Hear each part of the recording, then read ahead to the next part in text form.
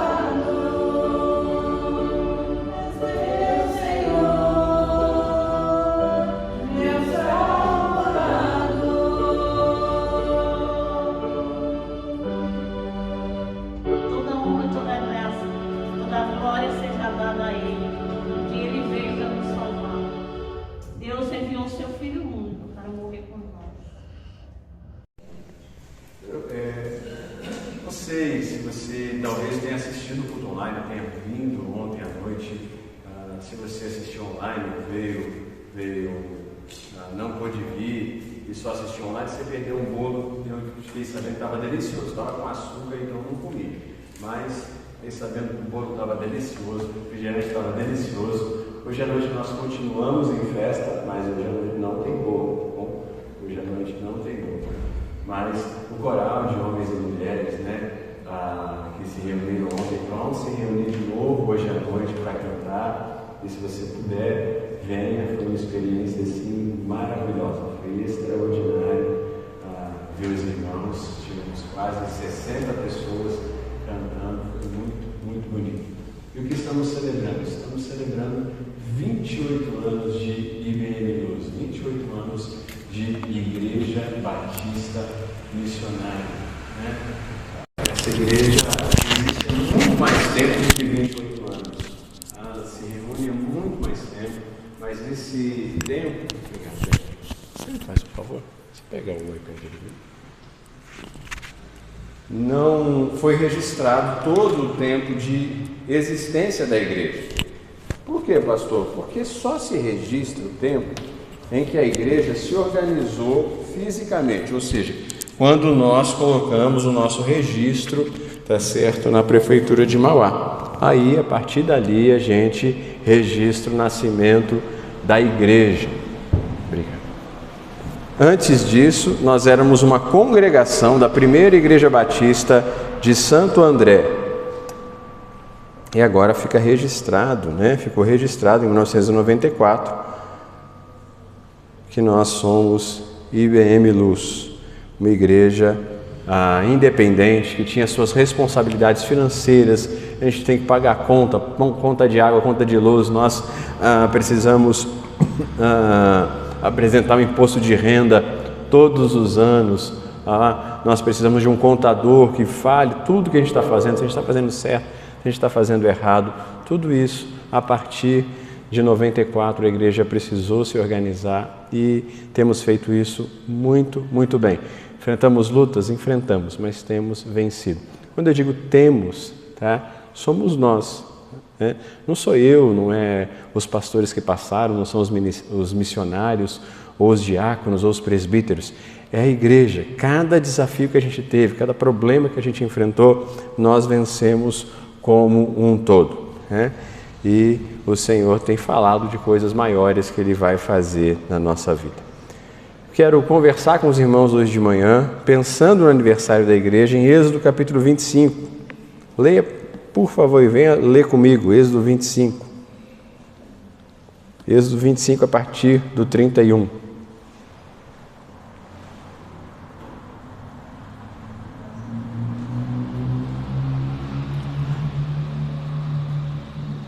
Só para confirmar, pois para gravar? Êxodo 25, verso 31.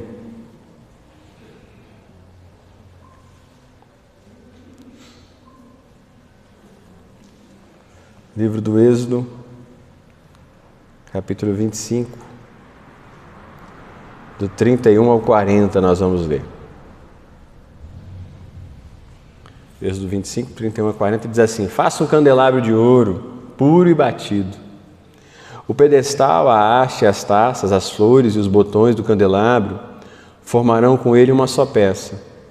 6 braços sairão do candelabro, 3 de um lado e 3 do outro. Haverá 3 taças com formato de flor de amêndoa num dos braços, cada uma com botão e flor, e 3 taças com formato de flor de amêndoa no braço seguinte, cada uma com botão e flor. Assim será com os 6 braços que saem do candelabro.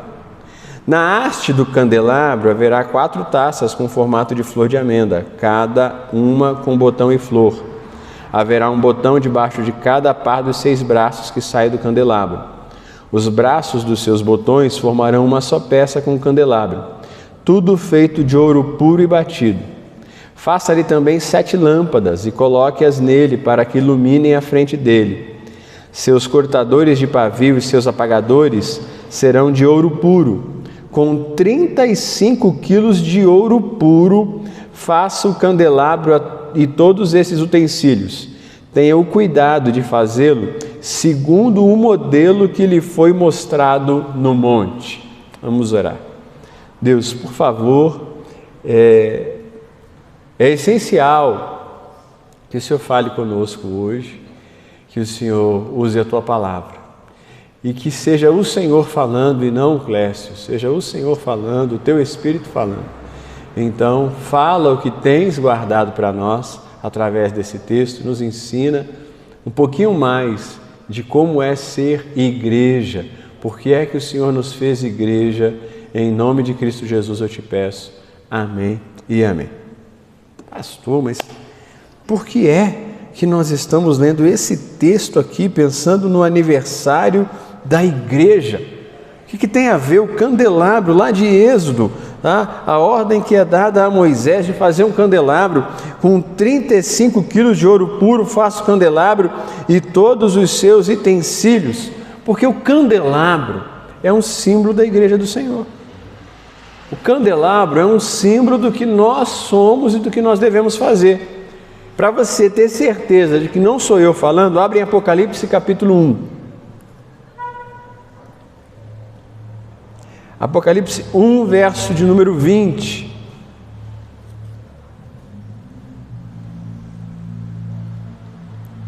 Apocalipse 1, verso 20.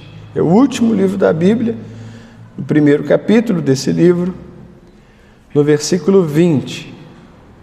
Apocalipse 1, 20 diz assim: este é o mistério das 7 estrelas que você viu em minha mão direita e dos 7 candelabros. As 7 estrelas são os anjos das 7 igrejas e os 7 candelabros são as 7 igrejas. O candelabro na Bíblia é um símbolo de igreja. Os 7 candelabros são as 7 igrejas. Então, aquele candelabro lá do Êxodo simboliza a igreja de Deus. Simboliza o que eu e você devemos fazer na terra. Simboliza os poderes que foram colocados dentro de cada igreja.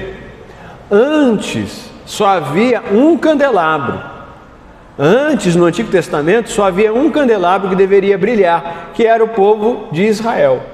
Os descendentes de Abraão, era esse candelabro. No Apocalipse aparecem 7 candelabros e a ideia é que existam mais candelabros, ou seja, cada igreja que é instituída na terra é um candelabro. Cada igreja instituída na terra tem algumas responsabilidades. Nós temos muitas igrejas, muitas placas de igreja. Em Mauá, então, Mauá talvez seja uma das cidades com maior concentração de igreja no Brasil. Tem igreja demais nessa cidade. Demais não, né? Que nunca haverá um lugar com igreja demais. Mas nós temos muita igreja, louvado seja Deus. Cada igreja tem seus usos e costumes, né? Há igrejas em que o púlpito não tem relação com uma cruz, ou o púlpito é uma prancha. Há igrejas em que o púlpito é um tambor de óleo, tá certo?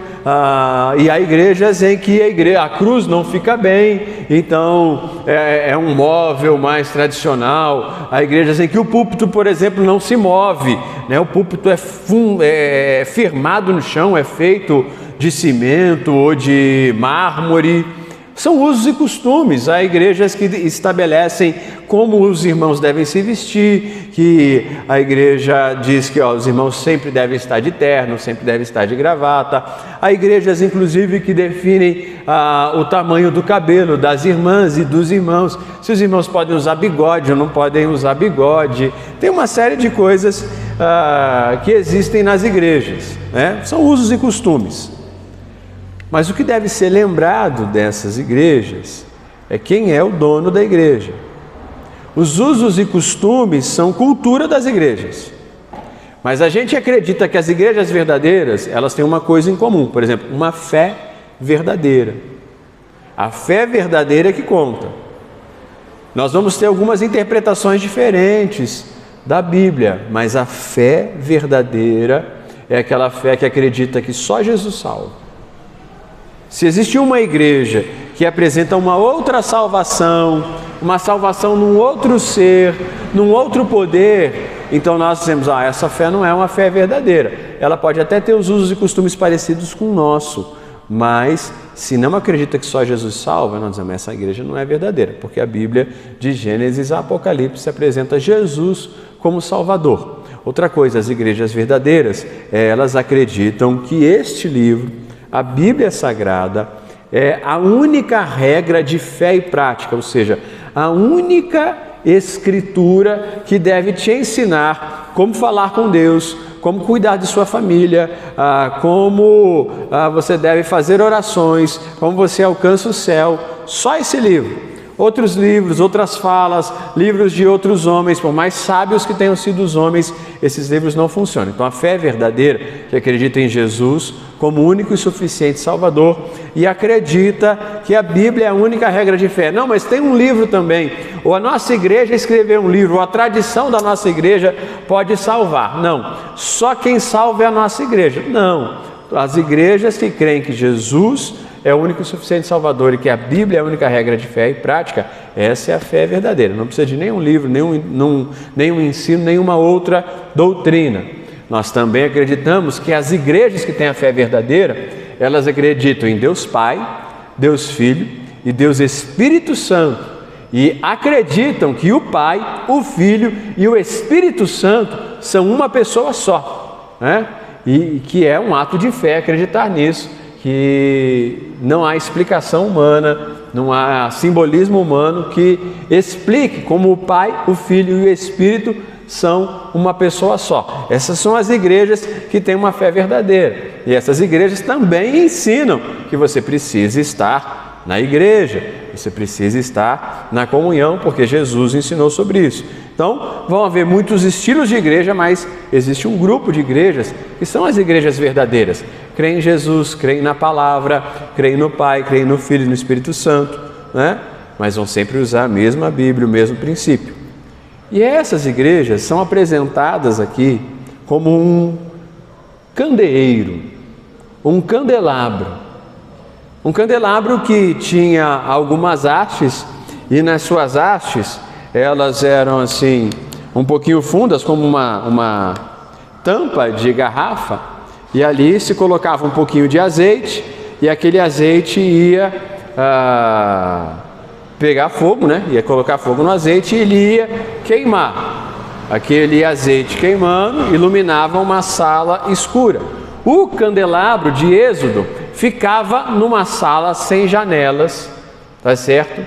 Chamado Santo Lugar, que era um espaço que Deus mandou construir, que guardava um segundo espaço chamado Lugar Santíssimo, aonde ficava a Arca da Aliança, que era um lugar onde Deus mandou guardar a vara de Arão, mandou guardar um resto de maná, e ali a glória de Deus aparecia. Deus transcendia o céu e ele aparecia num brilho, numa luz, e falava com um homem de Israel uma vez por ano. Então, antes de chegar na arca, você precisava passar pelo candeeiro, passar por uma mesa com pães e passar por um incensário, para você conseguir chegar na arca de Deus. E a única forma de luz, a única forma de iluminação era esse candeeiro que representa a igreja.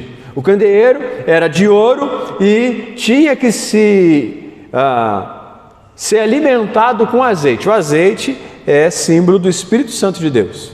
Dizendo assim, toda a igreja, para ser igreja verdadeira, precisa guardar em si o Espírito Santo de Deus. E a igreja verdadeira que guarda o Espírito precisa fazer o Espírito derramar fogo, precisa fazer o Espírito fazer ela brilhar. Essa é a nossa responsabilidade como IBM Luz. Nós temos que ser candeeiro, a gente tem que ter o Espírito Santo e nós temos que fazer o Espírito incendiar o nosso coração para que a luz de Jesus apareça em todos os lugares. Você tem que brilhar, meu irmão, é isso que você tem que fazer. Nós somos igreja e para ser igreja, a igreja tem que brilhar, ou seja, você tem que brilhar. Você tem que brilhar. O brilho, a luz, é a vida com Jesus, é a vida na palavra. Isso é o brilho do Espírito Santo, o fogo vindo em você. Agora, essa iluminação, ela acontece de um jeito na igreja e ela acontece de um jeito fora da igreja. Quando você brilha, quando você ilumina um outro crente, a sua luz e a luz dele, elas se encontram, elas só se fortalecem. Mas vão existir lugares aonde você vai e não tem luz nenhuma. Você já deve ter ido num lugar desse. E eu não estou falando da luz elétrica, eu não estou falando da luz do sol, estou falando que há lugares aonde a gente chega que só há escuridão no coração das pessoas. Há casas e famílias que a gente visita, que a gente percebe que só tem escuridão, que até dá um mal-estar quando a gente entra ali, não é? Às vezes até isso acontece quando você entra no Uber, você entra em um transporte e diz assim, rapaz, aconteceu uma coisa ruim aqui, eu estou sentindo, é uma escuridão que vem. E naquele lugar você tem que brilhar, o candeeiro tem que brilhar, todo crente tem que brilhar. Essa iluminação é diferente. Quando a gente brilha todo mundo junto, tá certo? No derramado Espírito é um tipo de luz. Mas a Bíblia fala que o candeeiro, quando ele é levado a um lugar de trevas, essa iluminação se chama evangelização. Mateus, eu vou ler para você não ficar procurando aí na Bíblia, depois você pode ler, Mateus 5,15, diz assim, ninguém acende um candeeiro e coloca ele debaixo de uma vasilha.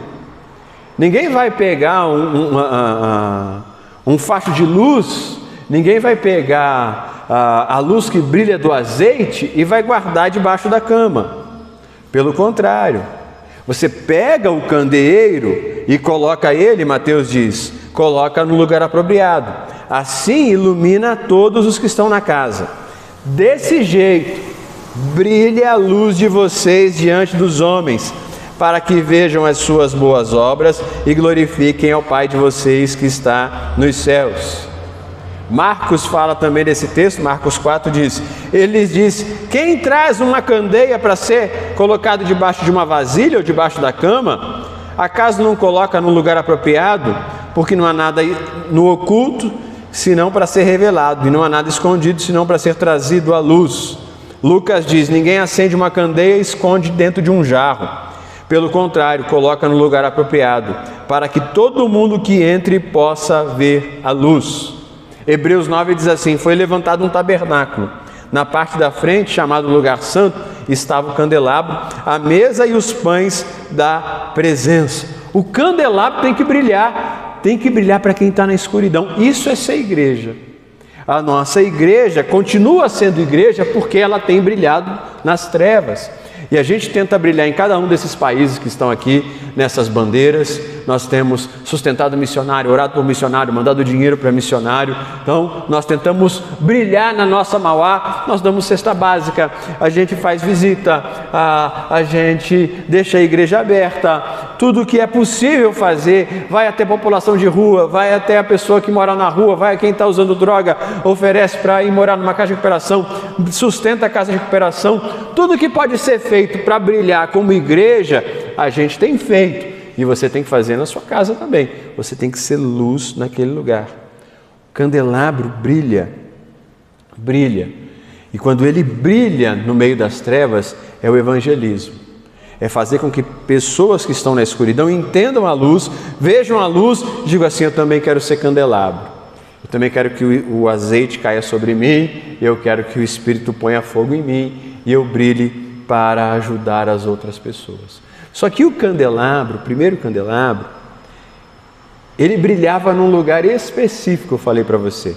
Era uma sala, tá certo? Era uma sala onde tinha um incensário, tá certo? O incensário era também feito de ouro, onde se colocava um aroma, né? um perfume para pegar fogo e saía uma fumacinha diferente, tá certo? Que simbolizava a nossa oração que sobe diante de Deus. Mas tinha uma mesa com pães, com 12 pães. E só enxergava a mesa se o incensário tivesse pegando fogo. Uma mesa com pão. Isso também é um símbolo para a igreja. O candelabro tem que brilhar quando está lá fora, para evangelizar e tirar as pessoas das trevas. E as pessoas só vão sair das trevas se a igreja brilhar, fazendo coisas boas, e se a igreja brilhar, iluminando o pão, ou mostrando o pão. A luz que você tem que brilhar é a luz que mostra a palavra. A gente não salva ninguém. A igreja não salva ninguém.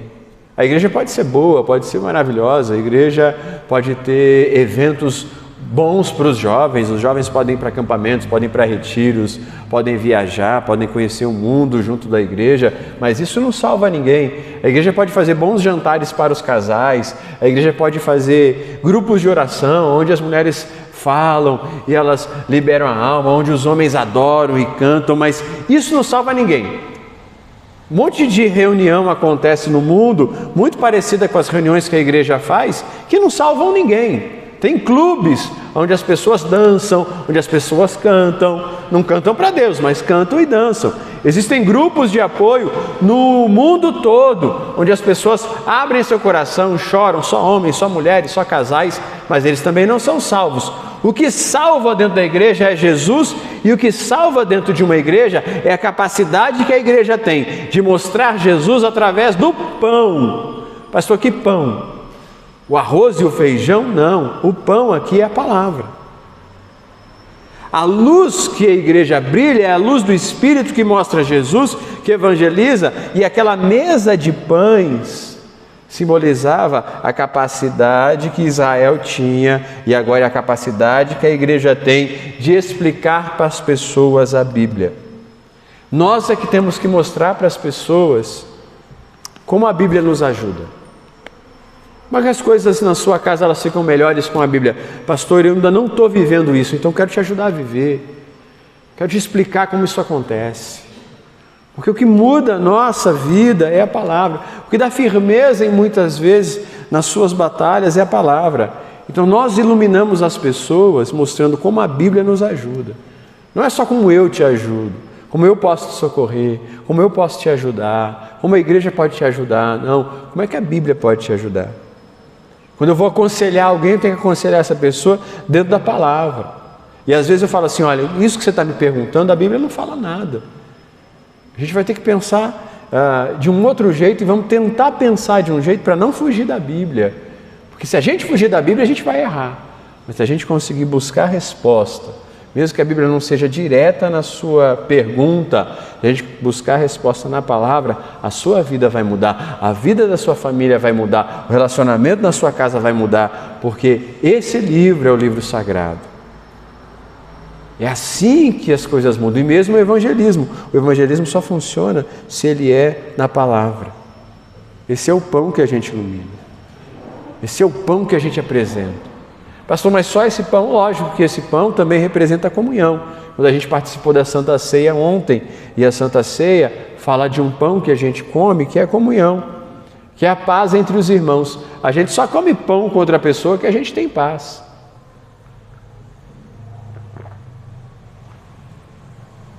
A gente come e a gente se sacia do lado daquela pessoa que a gente tem prazer de estar. Comer o pão é dizer, eu tenho comunhão, eu tenho paz, eu tenho tranquilidade de estar com você. A igreja ilumina as pessoas para eles terem essa vontade do pão. O pão que é repartido, o pão que se multiplica. A igreja ilumina para as pessoas entenderem o que é comunhão aqui dentro. Nós somos o candelabro que ilumina o pão, nós somos o candelabro que leva a luz no meio das trevas, nós somos o candelabro que tem o Espírito Santo para queimar, nós somos o candelabro. Pastor, eu não sei, conheço um monte de crente que está na igreja, mas está meio apagado. Sério? Você conhece gente dentro da igreja apagado, gente que não brilha, gente que encontra o incrédulo e o incrédulo continua na escuridão, gente que entra ano e sai ano e continua meio apagado por dentro, apagado por fora e nunca alcança um brilho. Não estou falando de lutas, não estou falando de batalhas. Todo crente, por mais que brilhe, vai enfrentar lutas, vai enfrentar batalhas, mas estou falando sobre essa coisa de estar apagado, de não ter nada de espiritual dentro de si. de estar apagado e nunca conseguir oferecer Jesus para uma pessoa, nunca conseguir convidar uma pessoa para vir para a igreja, nunca diz a pessoa que ela precisa mudar de vida. Há crentes apagados dessa maneira. Por quê? O que apaga um candeeiro? O que apaga a luz de um cristão? Primeiro, o que apaga a luz de um cristão é o pecado. O pecado é a primeira coisa na lista que pode impedir você de estar junto do azeite. Se o pecado toma o seu coração, você não consegue ser candeeiro. Qualquer pecado. Qualquer pecado. O pecado impede você. Há pecados que prejudicam mais a luz, com certeza. A Bíblia fala, por exemplo, que o pecado de ordem sexual, ele é diferente. Escândalos sexuais, não só de líderes, mas de membros, geram apagado, brilho diferente. Escândalos financeiros também, não só de líderes, há grandes escândalos financeiros a respeito de pastores, de obreiros, sim, mas o escândalo financeiro, crente que é caloteiro, crente que não paga as dívidas, né? A igreja que não se sustenta, isso apaga o brilho do crente, apaga a centelha, isso apaga. Às vezes o que apaga o brilho dos crentes é a falta de compromisso. Hoje é tão difícil a gente se comprometer com o povo, a gente se comprometer com a comunidade. A falta de compromisso faz o brilho ser apagado. Então, se há um apagado brilho na sua vida, hoje você diz: eu quero ser igreja. Eu quero ser igreja primeiro, estando conectado com Jesus, com o Espírito Santo, tendo desse azeite, e quero ser igreja aqui na IBM Luz. Quero permanecer como igreja aqui na IBM Luz. Quero aprender a brilhar com os irmãos. E aí a gente pode ir junto, iluminar o pão, né? Ou seja, mostrar onde é que está a palavra, mostrar como é que a palavra fala, mostrar como estudar a palavra. A gente pode evangelizar quem está nas trevas, socorrer quem está nas trevas e buscar que o nosso brilho aumente. Buscar o brilho é buscar mais Jesus, buscar o brilho é buscar mais presença de Deus, buscar mais o brilho é mergulhar na palavra, e aí transformar essas coisas, o nosso busca pela palavra, nossa busca pelo Espírito Santo, a nossa busca por Jesus, transformar em testemunho. Tem que testemunhar, meu irmão, tem que falar das experiências que você vive, das respostas de oração, das coisas difíceis que você passou e você passa. Como é que você encontrou paz no meio da tribulação? Testemunho é vencer essa vontade de apagar o brilho. Porque a gente tem uma vontade, às vezes, de fazer o errado, de fazer o torto. Às vezes a gente tem vontade de falar e não cumprir. Às vezes a gente tem vontade de ferir alguém, de machucar outra pessoa. Às vezes a gente tem vontade de mentir para outra pessoa. Se você fizer isso, você apaga o brilho. Mas você aumenta o brilho quando você escolhe, ao invés de mentir, falar a verdade. Ao invés de roubar, doar. Ao invés de ferir alguém, perdoar alguém. Quando você resolve falar e cumprir. Você brilha quando você se propõe a ter um coração que socorre, que ajuda o carente. E você não ajuda o carente só quando você dá dinheiro. A gente não ajuda o carente só quando a gente dá uma cesta básica. Hoje tem gente carente de tempo. Tem tanta gente carente de tempo, de tomar um café com você, né? O Alexandre diria assim, de comer uma carninha, entendeu? Um churrasquinho. Tem gente carente. Tem gente carente, meu irmão, que simplesmente que você sente, fica com ela. Às vezes você nem precisa falar nada. Você já esteve numa conversa assim? Não é uma conversa, né? É um monólogo. Você entra na casa da pessoa, você senta na mesa da pessoa e a pessoa começa a fazer um café, coar um cafezinho ali, ou então não deu nem tempo, a pessoa está lavando uma louça e você fala para ela assim, não se preocupa não estou com fome e tal, e ela continua lavando a louça dela, mas ela vai falando, aí quando você viu, você chegou lá 8h30 da manhã, 11h30 da manhã, a pessoa está falando, deu a hora do almoço, ela fala assim, eu vou preparar o almoço, você diz, não, eu vou embora. Ela fala assim, puxa, muito obrigado que você veio aqui, foi tão bom conversar com você. Você não falou nada, só ela que falou. Mas ela precisava tanto que você desse um tempo para ela. Tem gente carente, a gente brilha quando a gente oferece o nosso tempo. A gente brilha quando a gente senta na mesa de alguém e simplesmente deixa a pessoa falar. Você não tem noção de quanto do trabalho do pastor é isso. Muitas vezes as pessoas marcam um horário comigo e elas só querem falar. Oferecer o tempo. Dividir o que você tem. E às vezes você não tem muito. Às vezes a gente pensa que para mudar a vida de alguém a gente tem que dar muito dinheiro para a pessoa, a gente tem que transbordar, às vezes não. Às vezes você vai dividir o que você tem, um prato de comida. Como assim, pastor? Eu já fiz isso direto, Hoje, louvado seja o Senhor, a gente está numa estabilidade maior dentro da nossa casa, mas no começo do ministério a gente dividia um prato de arroz com ovo. E muitas pessoas chegaram na nossa casa e o que a gente tinha era um prato de arroz com ovo.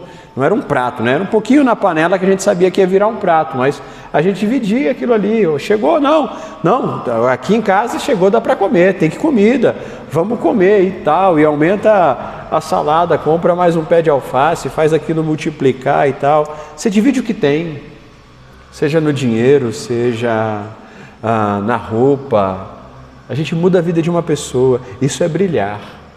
O brilhar não precisa de muito, o brilhar precisa de disposição, isso é brilhar. O que aumenta o nosso brilho no candelabro é desejar levar a palavra, evangelizar as pessoas, é brilhar com os nossos irmãos, e tudo isso se resume no mandamento que Jesus disse, amar o próximo.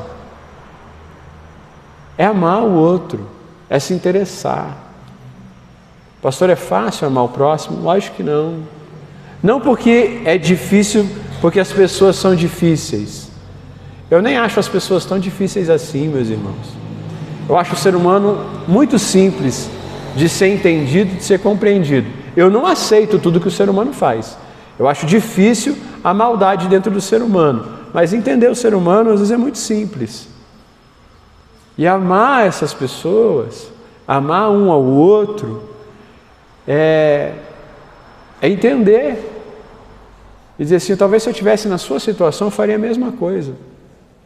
Eu vejo algumas pessoas e falo assim, obrigado Deus porque eu não cheguei nesse ponto. Obrigado porque a minha casa não passou essa necessidade. Eu converso com pessoas no crime. Esta semana conversei com um jovem e ele foi abandonado pela mamãe, né? Antes dos 6 anos foi abandonado pela mãe. O pai já estava no crime, o pai está preso até hoje, ele está com 18 anos, o pai está preso desde que ele nasceu praticamente. As notícias que ele tem do pai é que o pai preso apronta na cadeia, nem na cadeia o pai está se controlando. As notícias é que o pai se envolve com problemas dentro da cadeia. E esse jovem sofreu abuso, né? Foi jogado de um abrigo para o outro, fugiu de abrigo, depois que encontrou uma avó perdida, foi morar com essa avó que não tinha... Ele sofreu tanta coisa, e pastor, hoje ele está no crime. Isso justifica? Lógico que não. Ele mesmo tem parentes na família dele que viveram coisas muito parecidas com a dele e não foram para o crime. Mas eu digo assim, eu não sei se eu estivesse no lugar dele, se eu não teria ido. É que eu não tive isso, eu tive um pai, tive uma mamãe que cuidaram de mim, que me deram comida, não tiveram riqueza, mas partilharam comigo o que tinham, e eu não precisei fazer a escolha que esse jovem precisou fazer, como eu não precisei fazer a escolha que muitos pais precisaram fazer aqui, porque eu tive algumas graças do Senhor, né? A única coisa que explica os meus filhos bem é a graça do Senhor. Eu não sou um bom pai, o Valdinei não é a melhor mãe, o pastor, o senhor não é, não. Fiz tanta coisa errada com esses meninos. Teve um dia que eu chamei eles para sair, a gente saiu e a gente chorou conversando. Eu falei assim, eu era uma criança quando vocês nasceram. entendeu? Eu tinha 22 quando o Caleb nasceu, gente boa. Rapaz, um menino de 22 anos cuidando de outra criança. Para mim, Caleb era um boneco, entendeu? Que eu levava para cima e para baixo, tá certo? Levei ele para andar com criança de rua. Eu tenho foto do Caleb na Praça da Sé, um menino de rua segurando ele aqui com um saco de cola na outra mão. Eu falei, caramba, que pai que é esse? Pastor, não é amor missionário? É amor missionário, mas era a minha idade. Hoje, tá certo? Com os meus 45, eu não teria feito o que eu fiz com ele. Como é que ele não se envolveu com algumas coisas? Graça de Deus. Graça de Deus. Não é eu não, graça de Deus. O brilho, gente boa, tá entender o outro.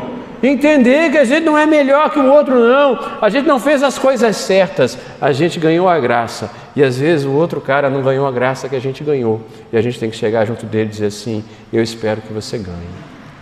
Eu espero que você receba a graça e o que eu puder fazer por você, até a graça chegar na tua vida, eu quero fazer. Isso é brilhar.